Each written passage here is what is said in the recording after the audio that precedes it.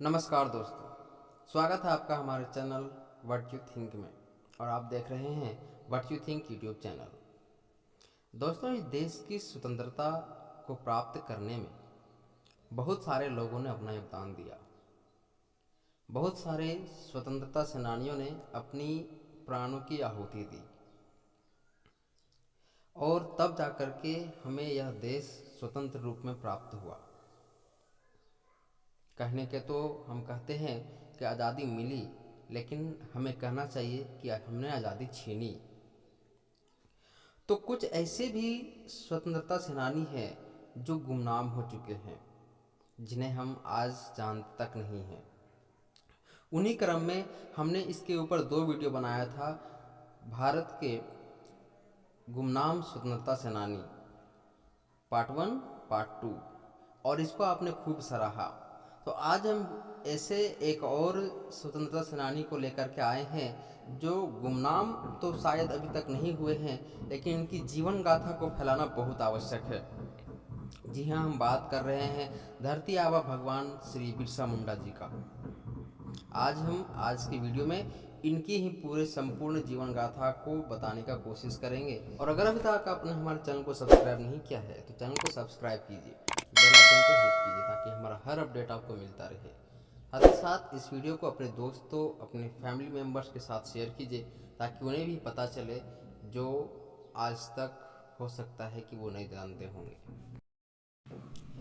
25 वर्ष की अवस्था में मनुष्य को इंसान की उपाधि नहीं मिलती, परंतु श्री बिरसा मुंडा जी को अपने कर्मों के द्वारा भगवान की उपाधि प्राप्त कर ली। आज 9 जून को इस महान स्वतंत्रता सेनानी का पुण्यतिथि होती है। इस महान स्वतंत्रता सेनानी का जन्म 15 नवंबर 1875 को खूंटी जिले के उलिहातू में हुआ था। इनके जन्म दिवस को झारखंड राज्य का स्थापना दिवस के रूप में मनाया जाता है। 15 नवंबर सन 2000 को झारखंड राज्य की स्थापना की गई। झारखंड राज्य की स्थापना जो की गई थी वो इन्हीं के जन्मदिन के शुभ अवसर पर की गई थी। इनके पिता सुगना मुंडा, माता कर्मी मुंडा, पत्नी शाली मुंडा एवं गुरु आनंद पांडे जी थे। और ये वही आनंद पांडे जी हैं जिनके शरण में जाकर के इन्होंने वैष्णव धर्म को अपनाया था।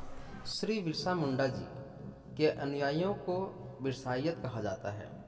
बिरसा की प्रारंभिक शिक्षा जर्मन कैथोलिक स्कूल में हुई थी तथा इनका नाम बिरसा डेविड रखा गया था। वैष्णव गुरु आनंद पांडे जी के संपर्क में आने के बाद इन्होंने वैष्णव धर्म को अपना लिया। इन्होंने ब्रिटिश सत्ता के खिलाफ मुंडा विद्रोह का नेतृत्व किया था। मुंडा विद्रोह का प्रमुख गीत कटोंग बाबा कटोंग था। इन्होंने अंग्रेजों के खिलाफ उलगुलान का नारा दिया था। 1895 में इन्हें अंग्रेज ने गिरफ्तार कर लिया। 30 नवंबर 1897 में रानी विक्टोरिया की हीरक जयंती के अवसर पर इन्हें रिहा कर दिया गया। बिरसा ने गुरिल्ला युद्ध पद्धति या छापा मार युद्ध प्रणाली से युक्त सेना तैयार की थी। इस सेना को रांची के निकट थैल रकब की पहाड़ी में गुरिल्ला युद्ध का प्रशिक्षण दिया जाता था। भगवान श्री बिरसा मुंडा ने गुरिल्ला युद्ध की शुरुआत करी और इन्होंने अपने सैनिकों को गुरिल्ला युद्ध में प्रशिक्षित किया और बाद में जाकर के वही गुरिल्ला सिपाही अंग्रेजों के नाक में दम किए थे। श्री बिरसा मुंडा एकेश्वरवादी थे। एकेश्वरवादी का यथार्थ होता है कि एक ईश्वर को मानने वाले। बिरसा ने अपने अनुयायियों को मद निषेध एवं एक ईश्वर को मानने की सलाह दी थी। इन्होंने सिंगबोंगा अर्थात सूर्य भगवान की आराधना करने का निर्देश दिया, क्योंकि ये वैष्णव धर्म को अपना लिए थे जो अपने गुरु आनंद पांडे जी से इन्होंने दीक्षा ली थी। तो इन्होंने केवल सूर्य भगवान की आराधना करने का अनुयायियों को निर्देश दिया था। श्री बिरसा के उनके अनुयायी भगवान के अतिरिक्त निम्न उपाधियों से उन्हें विभूषित किया है: धरती बाबा और धरती आबा। श्री बिरसा के सेनापति का नाम गया मुंडा था।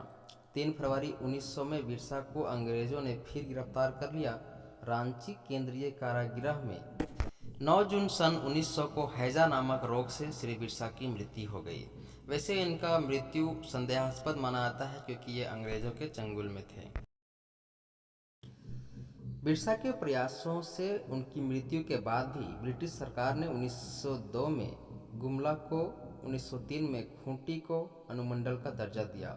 11 नवंबर 1908 का CNT एक्ट छोड़ा नागपुर काश्तकारी संशोधन अधिनियम पारित किया, जिसके तहत आदिवासियों की जमीन को खरीदना एवं बेचना कानूनन अपराध है। तो उनके सम्मान में अंग्रेज भी झुक गए, लेकिन यहाँ की सरकार को कभी शर्म नहीं आई। झारखंड को बने आज 21 साल हो गए होने को हैं, लेकिन आज भी उनके वंशज एक सामान्य जीवन जीने को मुश्किलात का सामना कर रहे हैं। श्री बिरसा मुंडा जी के जो पड़पोते हैं वो एक चपरासी हैं। उनकी जो पड़पोती हैं वो अपने जीवन यापन के लिए सब्जी बेचती हैं और उनके अपने सामान्य जीवन को जीने के लिए खेत में काम करते हैं इस अवस्था में भी। तो ये वो अवस्थाएं हैं जिसको देख करके वह स्वतंत्रता सेनानी सोचते होंगे कि आखिर हमने किसके लिए क्या किया। सरकारें आती हैं, सरकारें जाती हैं, लेकिन उनके वादे, उनके कार्य से बहुत पीछे रह जाते हैं और ऐसे महान स्वतंत्रता सेनानी के वंशज आज इस प्रकार की ज़िंदगी जीने को मजबूर हैं।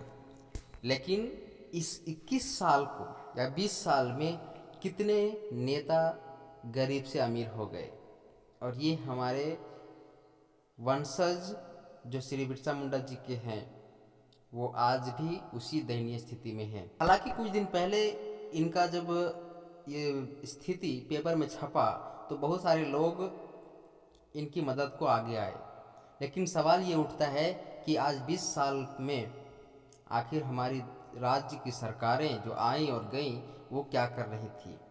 क्या उनका ये नैतिक जिम्मेदारी नहीं बनता है कि श्री बिरसा मुंडा जी के जितने भी वंशज हैं उनको एक सम्मानजनक जिंदगी देने का कोशिश किया जाए। लेकिन शायद ऐसा हमारे राजनीति में संभव नहीं है।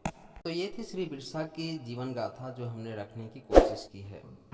अगर इनमें से कुछ चीज़ें छूट जाती हैं या छूट गई हैं तो हमें कमेंट बॉक्स में बताएं, क्योंकि उनका जीवन सार इतना लंबा है कि इन 5-7 मिनट की वीडियो में कवर करना असंभव है। फिर भी हमने कोशिश किया है कि मैक्सिमम जानकारी आपको दिया जाए।